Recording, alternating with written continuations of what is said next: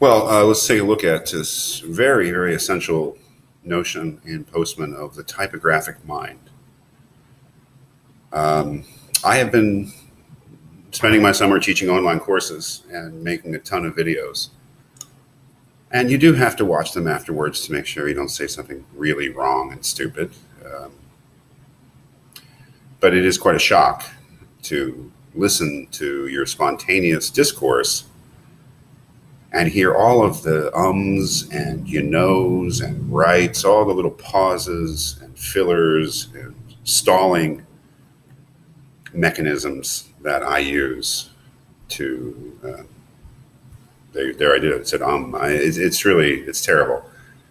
So I become rather self-conscious reading Postman in making these videos about whether or not my own spontaneous discourse, speaking extemporaneously into this computer, whether it's literary, whether it would actually hold up to the standards of what he calls the age of exposition, the 19th century mind in America, 18th and 19th century mind. Probably not. Some of us struggle along like I do in making themselves understood. Some of us can speak in complete sentences, which I probably can't most of the time. But some of us, and I've known them, are people who can speak in paragraphs. And one of the, I think, simple, basic, and challenging ideas that Postman is floating is that, and really using the Lincoln Douglas debates as his model, is that people spoke, especially public discourse, very much as they wrote, and that this was very significant. Not just that their speech was more elegant or more impressive, or they came off as intellectuals. I don't think that's the point at all. It's rather that they had print in mind as the model and ideal of communication, how truth was to be conveyed, or especially how a case was to be made, how an argument was to be formulated, how to persuade somebody. And I think Postman is suggesting that this is a lost art in the age of show business, the age of the image, really. One of the most powerful points that he makes, I think, or not powerful, but interesting asides that he makes, is that in the 19th century, if the president of the United States walked down the street, most people would not notice him. That we knew public figures through what they had said, through their speeches, through their writings, which were very close at that time, and still are. I mean, we have Trump as president now, so anything, all the models are being thrown away by this man. What do you think of somebody like Obama, who was very eloquent, probably one of the most eloquent presidents we've had ever? Bill Clinton was a great public speaker, of course, Kennedy. I think Jimmy Carter is a kind of an overlooked character in terms of that too. But think of that, to be a famous person, kind of a seriously famous person. And I hate to say that, but, pop stars are not seriously famous. I hate to be a snob about that, but I do believe that seriously famous people were known through what they said and wrote rather than through some image we have of them. And this was all a reflection of what he's calling the typographic mind, the mind that is formed by print, formed by typography, formed by distributed printed matter. And as he reminds us here, the use of language is a means of complex argument. And that's really key, right? I mean, the complex argument, the way that the biases of print are towards logic, argument, and exposition, rather than the biases of television, which are, well, we'll see, he thinks push us in a completely different direction. The use of language as a means of complex argument was an important, pleasurable, and common form of discourse in almost every public arena. He talks about the crowds that would show up for not only big political debates like the Lincoln Douglas debates, but just the stump speakers, the way that People like Dickens and Wilde and Mark Twain would go on the speaking circuit. I mean, it's not that as if these things don't exist today, but in a world without electric media, one can imagine that if you live in a small town and a famous writer, politician, or lawyer shows up to give a speech, it would be something that you would want to attend. Here we're getting into really the thesis, right? The power of typography to control the character of that discourse. Both the speakers and their audience were habituated to a kind of oratory that may be described as literary. For all the hoopla and socializing surrounding the event, the speakers had little to offer and audiences little to expect but language. And the language that was offered was clearly modeled in the style of the written word. So this year, all sorts of things go into that, of course, right? Not the least of which is attention span. As he says, a typical debate on the model of the Lincoln-Douglas debates could go on for 7 hours. And as he asks, how many people could pay attention for 7 hours to something like that today, or 3 hours? It's a great question. But the dominance, the ideal was the written word. Even when we speak, like I'm speaking now, just rambling. Well, maybe his point is that they didn't ramble as much. They were focused in a way, and it was this model of print that kept them focused. This is a reference to Stephen Douglas, who's kind of the bad guy in the Lincoln-Douglas debates. But Douglas claimed that his appeal was to understanding and not to passion, as if the audience were to be silent, reflective readers, and his language the text which they must ponder. Another key word. Really, if we put it in kind of cliche terms, isn't Postman really talking about the death of critical thinking and the way that television is pushing us over the edge in our abilities to analyze, to weigh the truth of what somebody said, to demand evidence, to demand that they be rational, that they make a rational case? Which brings us, of course, to the questions: what are the implications for public discourse of a written or typographic metaphor? What is the character of its content? What does it demand of the public? What uses of the mind does it favor? That is the philosophical question that he's asking and trying to answer. And his answer in the particular case of what he's calling the age of typography, what uses of the mind does it favor, is that it favors a rational, critical, argumentative, expository, careful, reflective state of mind, rather than the short attention span, reliance on images and analogies, muddy thinking, perhaps passions and emotions that he thinks television favors. And this is a strong point that he makes. One must begin, I think, by pointing to the obvious fact that the written word and an oratory based upon it has a content. It's about something, a semantic, paraphrasable, propositional content. Like you can actually lay out what the matter is, propositions, actually, simple claims about the world that are identifiable. This may sound odd. That is, doesn't all speech have content?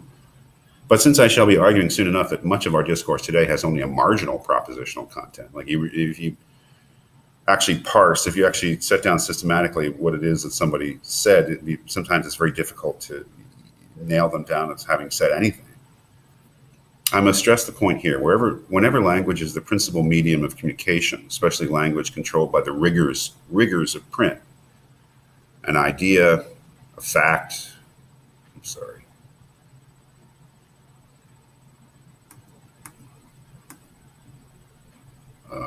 a conclusion is the inevitable result. What he's basically saying is that, I think, is that print writing demands logic, and it demands the standards of evidence and the standards that logic is really about. That is, faulty logic is when you make a fallacy and you claim that one thing follows from another when it really doesn't.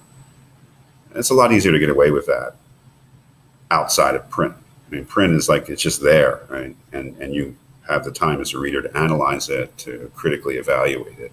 Whereas perhaps when you're being massaged by the TV or whatever else, it doesn't encourage that kind of reflection. As a consequence of a language-centered discourse, such was characteristic of 18th and 19th century America, tends to be both content-laden and serious, all the more so when it takes its form from print. So what is he saying? I don't know exactly what he means by serious, but perhaps what he means is holding itself to certain standards, argumentative standards, logical standards. If I make a claim in public, in print, I may not always back up that claim, but I sure as heck better be ready to do so upon request. To make a bunch of claims, to say this is true, these people will do this, and it's fine, it's what we do. But whenever we make a claim, in print especially, the understanding is that I have an argument at hand. Maybe I can't prove it absolutely. How do you prove things absolutely in politics, morality, even science?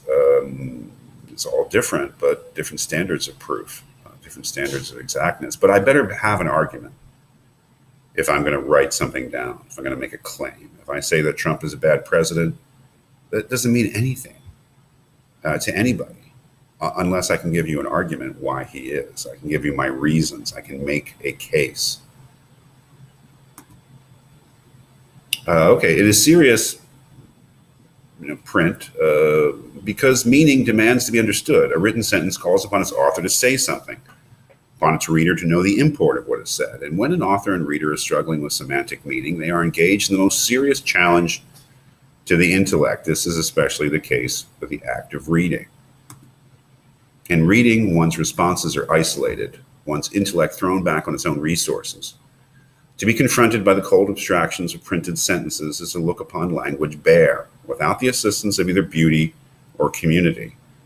Thus, reading is by its nature a serious business. It is also, of course, an essentially rational activity. That is so important. If we think about what the big message is of Postman, it's that we are losing our capacity as a community in public discourse to engage in rational activity. This is very, this has got to ring some bells in terms of McLuhan. McLuhan saw the same thing, I think. He saw the death of the isolated intellect thrown back on its own resources. And he said that the youth of his time were living mythically, playing roles, and not the isolated individual who is scrutinizing everything to decide on his or her own standards whether it is true, or moving towards a more communal and less individualistic and perhaps less rational. I mean, that's the undercurrent, a big part of McLuhan. And again, McLuhan's feelings about this were clearly ambivalent. Postman's are not. It's just a disaster that we seem to be unable to engage in public discourse in which we all play by these rules of logic, rationality, exposition, evidence, clarity, etc. Well, he says something obvious here. I do not mean to imply that prior to the written word, analytic thought was not possible. I am referring here not to the potentialities of the individual mind, but to the predispositions of a cultural mindset. That's interesting. One of the figures, especially when he's talking about public speech and, the idea Douglas is saying to his audience, don't applaud. I'm trying to appeal to your reason, not your passions. It's very reminiscent of what Socrates said in his defense speech when he was put on trial for corrupting the youth of Athens, except there he asked the audience not to jeer at him because the things that he said were, many of them they didn't like.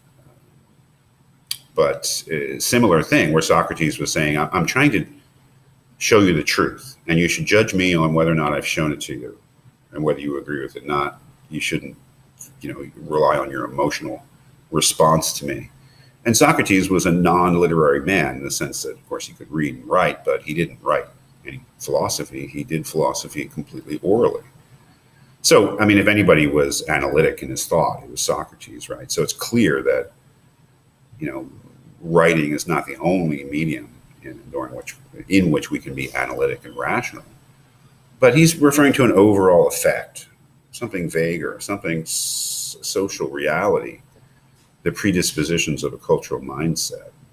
It's not just that an individual can be rational in any way, I guess, in any medium, or if they try, maybe that's not true, but that a culture tends to be less rational depending on what the dominant medium is. And if the dominant medium is television, it's going to be less rational. In a culture dominated by print, public discourse tends to be, not always is. There's crap written all the time. Mountains of crap have worthless crap has been written. But public discourse tends to be characterized by a coherent, orderly arrangement of facts and ideas.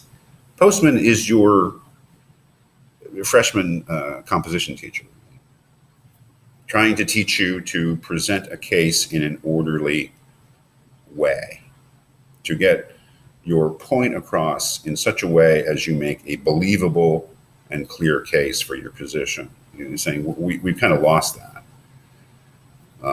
In a way, I've always, sometimes I teach critical thinking at Drexel and other places, and I think what these students really need is not me, some philosophy guy. They need a good old-fashioned English teacher, a composition teacher who's teaching them not only to write clearly, but what goes along with that, to think clearly.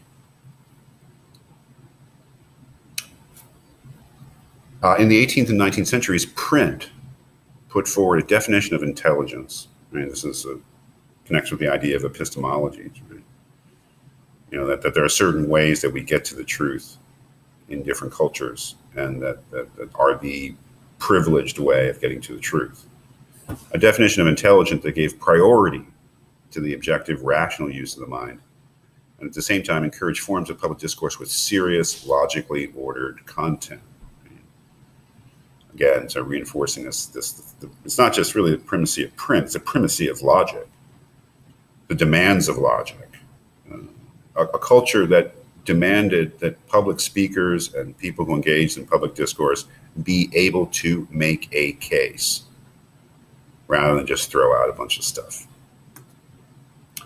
He gives us some interesting examples here in 3 different areas in which he thought that this was true in the age of typography or the age of exposition, religion, law, and advertising. That one of the greatest thinkers that America produced was Jonathan Edwards, a preacher, religious figure. And that religion of the 18th century especially was a very intellectual affair. And he's comparing it in a sort of invidious way to the television preachers of his time. Charlatans, basically. But certainly we're not able to engage in a kind of intellectual, religion is not necessarily a place where you turn off your mind. You turn on your mind. It's not where you stop reasoning. It's where you reason really hard, right? That was the old idea of religion.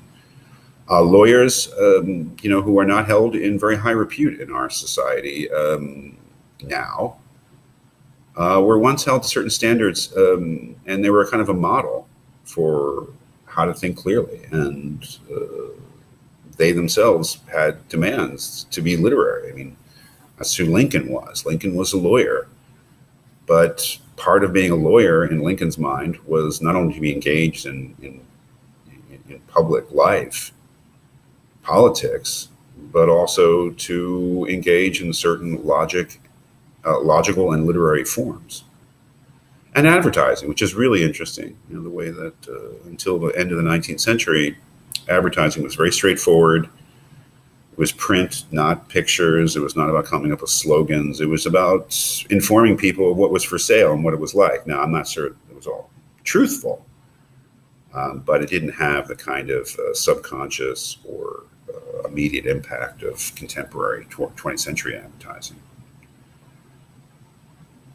So really, you have. This is perhaps the crucial chapter in which Postman has to put up or shut up, in terms of describing the ancestor culture, the previous culture to the age of show business, the age of television, eventually. That there was a culture before that was actually, because of its metaphors, because of its epistemology, which was formed by the dominance and monopoly of the printed word, thought differently than we did, had a different public discourse, and generally speaking, was a different sort of culture than the one we have now. Really, you could decide where he makes his case, obviously.